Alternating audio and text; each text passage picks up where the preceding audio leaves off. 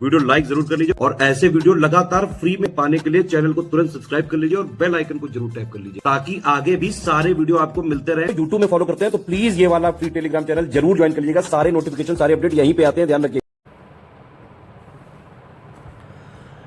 नमस्कार साथियों, स्वागत है आप सभी का स्टेट पीसीएस प्रिपरेशन पे। और ये क्लास है हमारी एनसीईआरटी ज्योग्राफी की। और ज्योग्राफी में जो टॉपिक हम डिस्कस करेंगे आज का वो है पृथ्वी की आंतरिक संरचना। ठीक है, तो इसको आज हम डिस्कस करेंगे। इससे पहले की क्लास में हमने पृथ्वी की उत्पत्ति, ब्रह्मांड की उत्पत्ति, उससे जुड़े जो सिद्धांत हैं जैसे लाप्लास का सिद्धांत है, कांट का सिद्धांत है, ठीक है, इन सबको हमने डिस्कस किया था, बिग बैंग थ्योरी वगैरह। तो अभी हम आगे बढ़ेंगे और आज का जो हमारा टॉपिक रहेगा वो है पृथ्वी की आंतरिक संरचना। ठीक, तो अगर आप चैनल पर पहली बार आए हैं और अगर आप तैयारी कर रहे हो चाहे उत्तराखंड पीसीएस की, चाहे यूपी पीसीएस की, या किसी भी पीसीएस की आप तैयारी कर रहे हो तो इस चैनल को फॉलो कर लो। यहाँ पर प्रॉपर आपको तैयारी कराई जा रही है। या फिर आप वनडे एग्ज़ाम्स में भी अगर आप तैयारी कर रहे हैं, या फिर यूपी में आप तैयारी कर रहे हैं बीईओ परीक्षा की, ठीक है, या उत्तराखंड लोअर पीसीएस की, तो सभी के लिए ये क्लास समान रूप से उपयोगी है। चलिए बिना किसी देरी की जल्दी से शुरू करते हैं। देखो, पृथ्वी की प्रकृति के बारे में आप किस प्रकार का अनुमान लगाते हैं? क्या आपके अनुमान के अनुसार पृथ्वी क्रिकेट की गेंद की तरह एक ठोस गेंद है, या ये एक खोखली गेंद है जिस पर चट्टानों की मोटी परत स्थलमंडल है? क्या आपने कभी टेलीविज़न पर ज्वालामुखी उद्गार दिखाते हुए चित्रों को देखा है? यानी जब हम देखते हैं टेलीविज़न पर या फोटोज़ वगैरह में, जब वॉल्केनो इरप्शन होता है, ज्वालामुखी फटता है, उसकी फ़ोटोज़ वगैरह, उन्हीं की बात हो रही है यहाँ पे। क्या आपको ज्वालामुखी से निकलते हुए गर्म लावा, मिट्टी, गैस, धुआं, आग, मैग्मा याद है? पृथ्वी के आंतरिक भाग को अप्रत्यक्ष प्रमाणों के आधार पर समझा जा सकता है, क्योंकि पृथ्वी के आंतरिक भागों में ना तो कोई पहुंच सका है और ना ही कोई पहुंच सकता है।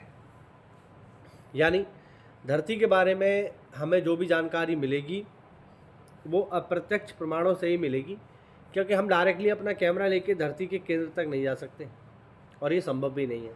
ठीक है, तो ये यहाँ पर बताना चाहते हैं। पृथ्वी के धरातल का विन्यास मुख्यतः भूगर्भ में होने वाली प्रक्रियाओं का परिणाम है। बाहिरजात और अंतर्जात प्रक्रियाएं लगातार भूदृश्य को आकार देती रहती हैं। अब यहाँ पर एक वर्ड आया है, बाहिरजात और अंतर्जात, यानी इंटरनल फोर्स और एक्सटर्नल फोर्स, इन्हें इंग्लिश में कहते हैं। अंतर्जात बल क्या होते हैं? अंतर्जात बल होते हैं जो धरती के भीतर से काम करते हैं, जैसे भूकंप है, ज्वालामुखी है, ठीक है, ये सब अंतर्जात बल है। इनसे पृथ्वी पर बहुत सारे चेंजेस आते हैं। जैसे मान लीजिए अगर कहीं बहुत बड़ा भूस्खलन हो गया, अगर मान लीजिए कहीं बहुत बड़ा भूकंप आ गया, तो उस भूकंप के आने की वजह से हो सकता है उस क्षेत्र की ज्योग्राफी में बदलाव आ जाए। ठीक है, बड़ा गड्ढा हो सकता है, कोई दरार आ सकती है। बात समझ रहे हैं? अगर हम बाहिरजात बलों की बात करें तो ये वो बल है जो पृथ्वी पर बाहर से लगते हैं और पृथ्वी की आकृति को बदलने का प्रयास करते हैं, है ना। जैसे मैं अभी आपको एक एग्जांपल दे रहा था स्टार्टिंग में, जैसे भूस्खलन है। अब भूस्खलन एक बाहिरजात बल की वजह से होने वाला एक इसका परिणाम है। अब पहाड़ पे मान लीजिए भूस्खलन आया और पहाड़ का आधा हिस्सा जो है भूस्खलन में धंस गया, तो ये वहाँ की ज्योग्राफी को बदल देगा। बात समझ रहे हैं? या जैसे मान लीजिए या जल है, जल की वजह से भी किसी भी क्षेत्र की भौगोलिक आकृति में बदलाव आ सकता है। तो ये होते हैं पृथ्वी पर अंतर्जात और बाहिरजात बल, इनको ध्यान रखना। यही कह रहा है यहाँ पे, बाहिरजात और अंतर्जात बल लगातार भूदृश्य को आकार देती रहती है, यानी उनमें बदलाव करती रहती है। अंतर्जात प्रक्रियाओं के प्रभाव को अनदेखा कर किसी भी क्षेत्र की भू आकृति की प्रकृति को समझना अधूरा होगा। यानी पहले आपको ये प्रॉपर पता होना चाहिए कि उस क्षेत्र को जिसको हम अध्ययन कर रहे हैं वहाँ की अंतर्जात यानी जो इंटरनल फोर्सेस है वहाँ के, वो किस तरीके के हैं। ठीक है, हाँ। अर्थात किसी भी प्रदेश की भू आकृति को समझने के लिए भूगर्भिक क्रियाओं के प्रभाव को जानना आवश्यक है।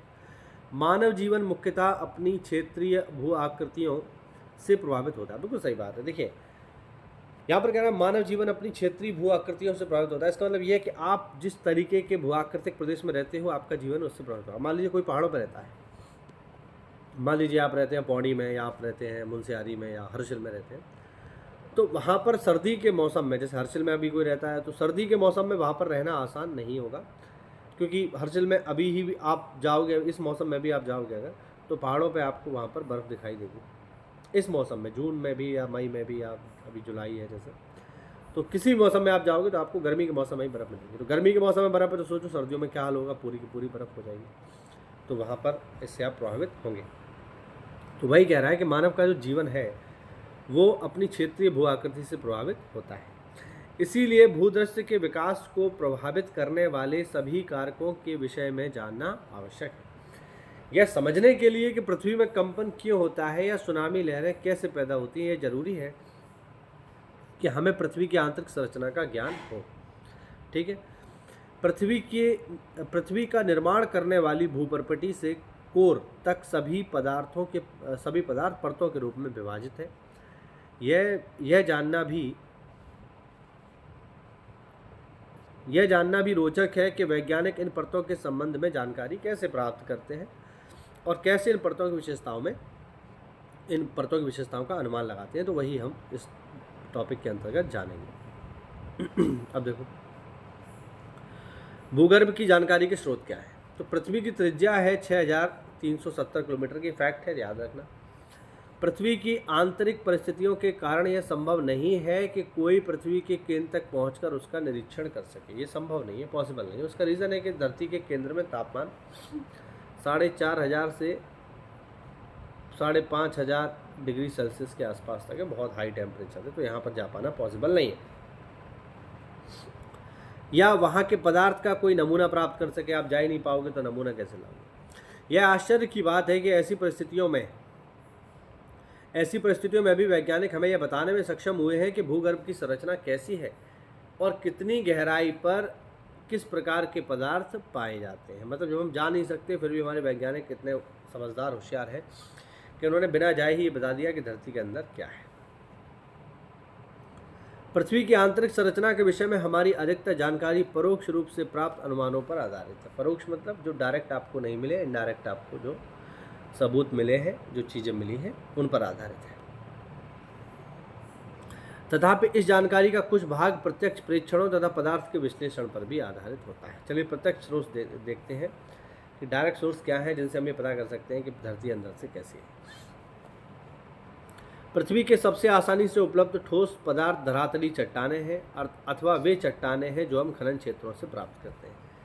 अब खुदाई में कोई चट्टान हमें मिल रही है तो धरती के नीचे से मिल रही है, तो वो हमें जानकारी देगी कि आखिरकार धरती नीचे से कैसे है। दक्षिण अफ्रीका की सोने की खानें 3 से 4 किलोमीटर तक गहरी हैं। इससे अधिक गहराई में जा पाना असंभव है क्योंकि उतनी गहराई पर तापमान बहुत अधिक होता है, जैसा कि मैंने आपको स्टार्टिंग में बताया। खनन के अतिरिक्त वैज्ञानिक विभिन्न परियोजनाओं के अंतर्गत पृथ्वी की आंतरिक स्थिति को जानने के लिए परपटी में गहराई तक छानबीन कर रहे हैं। संसार भर के वैज्ञानिक 2 मुख्य परियोजनाओं पर कार्य कर रहे हैं।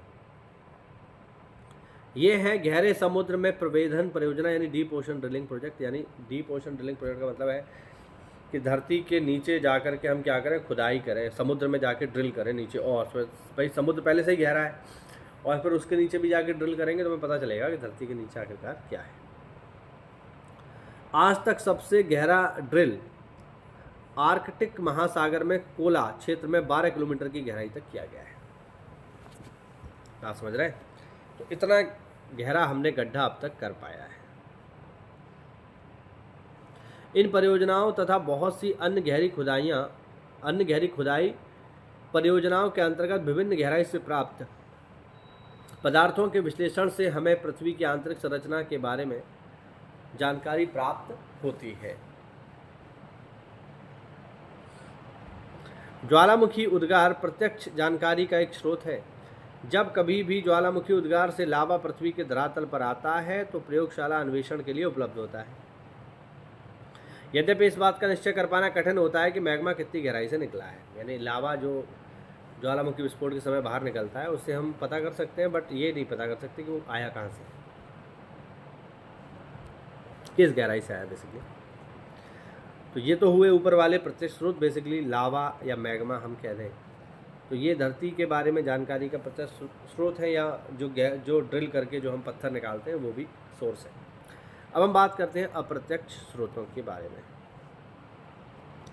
पदार्थ के गुणधर्म के विश्लेषण से पृथ्वी के आंतरिक भाग की अप्रत्यक्ष जानकारी प्राप्त होती है। खनन क्रिया से हमें पता चलता है कि पृथ्वी के धरातल में गहराई बढ़ने के साथ साथ तापमान तथा दबाव में वृद्धि होती है। ये बिल्कुल बात सही है, हमने पिछली क्लास में भी पढ़ा था कि जो हैवी घनत्व वाली चीज़ें होती हैं वो धरती के केंद्र में चली गई और जो हल्के घनत्व वाली चीज़ें थी वो ऊपर आ गई।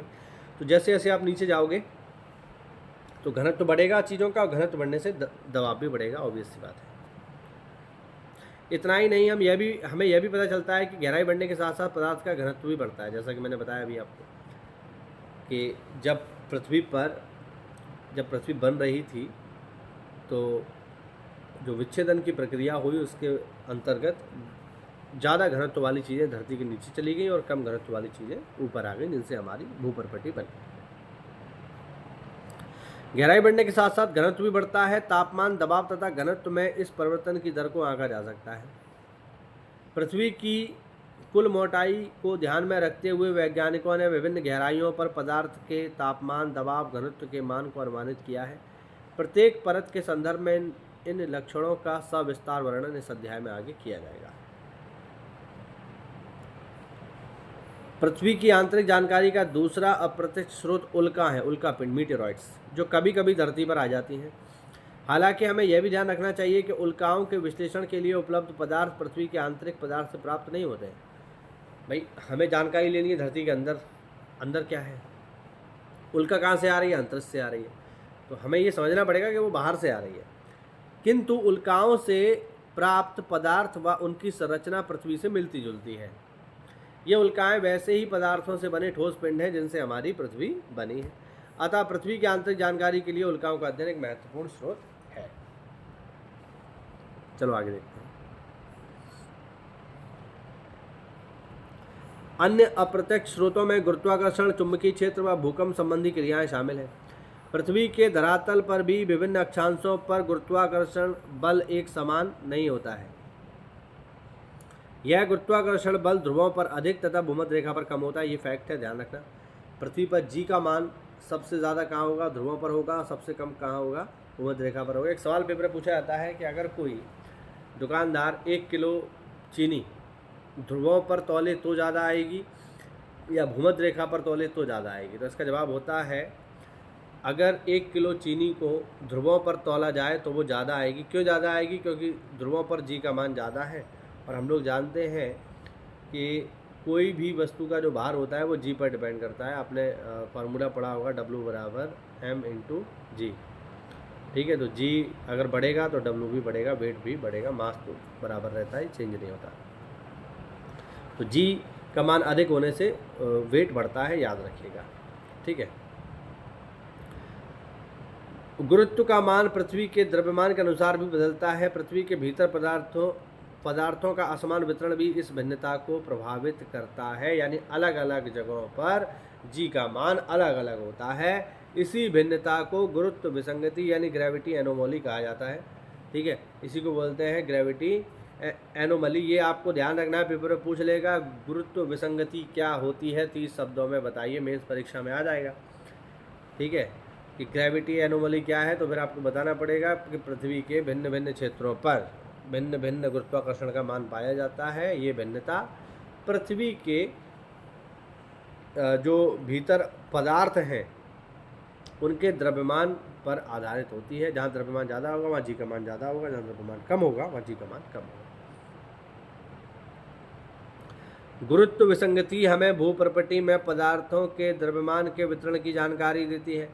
चुंबकीय सर्वेक्षण भी भूप्रपटी में चुंबकीय पदार्थों के वितरण की जानकारी देते हैं।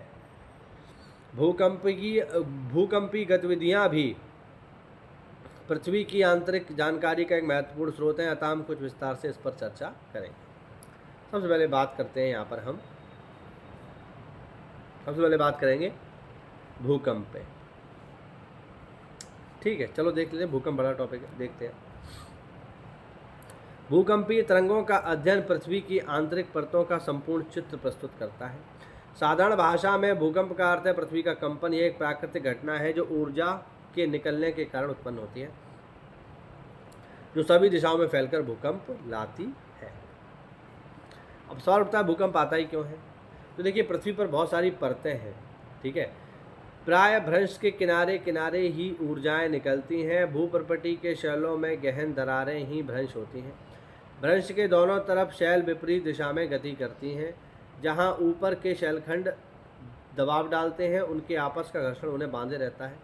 फिर भी अलग होने की प्रवृत्ति के कारण समय समय पर घर्षण का प्रभाव कम हो जाता है, जिसके परिणाम स्वरूप शैलखंड विकृत होकर अचानक एक दूसरे से विपरीत दिशा में सरक जाते हैं। इसके परिणाम स्वरूप ऊर्जा निकलती है और ऊर्जा तरंग सभी दिशाओं में गतिमान होती है। वह स्थान जहाँ से ऊर्जा निकलती है उसे कहते हैं फोकस पॉइंट, ये आपको ध्यान रखना है। जहाँ से भूकंप स्टार्ट होता है उसे हिंदी में कहते हैं उद्गम केंद्र। तो पेपर में पूछ लेगा भूकंप उद्गम केंद्र और भूकंप अपकेंद्र क्या है, तो आपको बताना पड़ेगा।